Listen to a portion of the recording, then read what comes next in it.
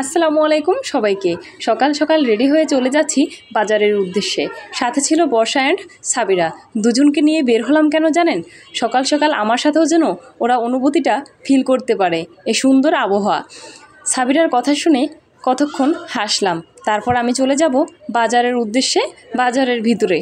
এখন দেখলাম এখানে অনেক রকমের দোকান, আপনাদের সাথে আজ আর দোকানে গিয়ে শেয়ার করলাম না। আমি চলে যাব সবজি কেনার উদ্দেশ্যে সবজিওয়ালা চাচার দোকানে। তো ফাইনালি এক সবজি চাচার দোকানে এসে দেখলাম এখানে সুন্দর পটল তরতাজাই ছিল, সাথে মিষ্টি কুমড়োও ছিল। আমি চাচাকে বললাম 1 কেজি পটল দিতে, সাথে কাঁচামরিচ দিয়ে দিতে, উনি দিল। তারপর আমি আবার চলে যাব অন্য এক চাচার দোকানে। এখানে দেখলাম সাবিরার খুব গরম লাগতেছিল, ও খুব অস্থির হয়ে গেছে।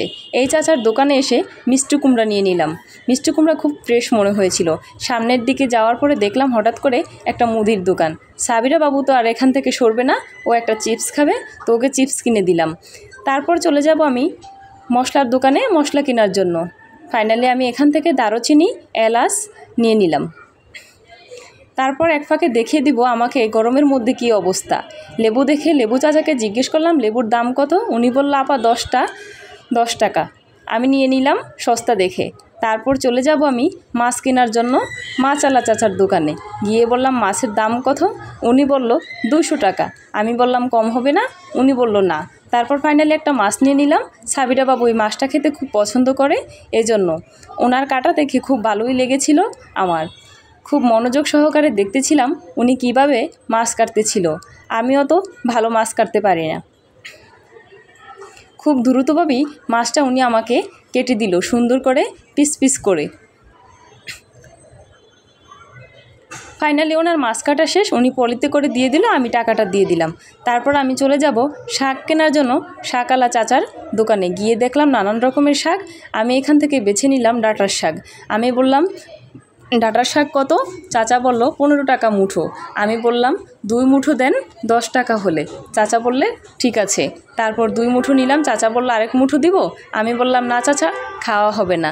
তারপর আমি যখন শাকটাকে ব্যাগে ভরতে পারলাম না, চাচা এসে শাকটা ব্যাগে ভরে দিল। চাচাকে অনেক ধন্যবাদ। তারপর আমি হঠাৎ করে দেখতে পেলাম এখানে নানান রকমের চিপস। দেখে ছোটোবেলার কথা মনে পড়ে গেল। ছোটোবেলা আমরা যখন ছোট ছিলাম তখন এরকম জিনিসগুলো কিনে কিনে খেতাম। এখন সাবিরাকেও খাওয়ার জন্য নিয়ে নিলাম। আশা করছি আজকের ভিডিওটা তোমাদের ভালো লাগবে। এখানে যাই ছিল 20 টাকা করে প্যাকেট ছিল।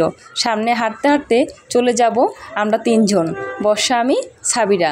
যাওয়ার পরে হঠাৎ করে দেখলাম এক চাচার দোকানে ভেন্ডি। চাচাকে বললাম ভেন্ডির কেজি কত? চাচা বলল 30 টাকা। 1 কেজি নিয়ে নিলাম। তারপর সোজা আবার হাঁটা শুরু করলাম। হাঁটতে হাঁটতে দেখলাম এখানে আলুর দোকান আছে। জামও ছিল, জাম আর নিলাম না, দাম বেশি ছিল। আলুর দোকানে গিয়ে দেখলাম যে আলু দেখে আমার খুব ভালো একটা মনে হয়নি, এজন্য আমি অন্য দোকানে চলে যাব। যাওয়ার পরে দেখলাম এখানে লাল আলু, কে কী নামে বলেন আমি জানি না। তারপর আমি 1 কেজি আলু বেছে নিলাম। বেশি নিলাম না, আমরা মানুষ অল্প কজন। আবারও হাঁটা বাজালাম অন্য কিছু নেওয়ার উদ্দেশ্যে। সামনে যেতে যেতেই দেখলাম যে মুরগির দোকান।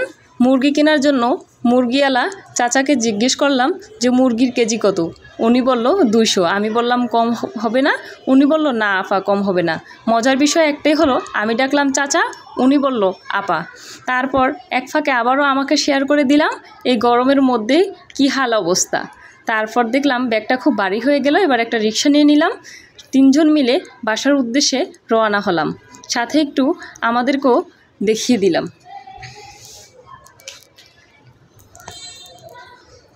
রিক্সাওয়ালা চাচা জিজ্ঞেস করলো বামে যাব না ডানে যাব।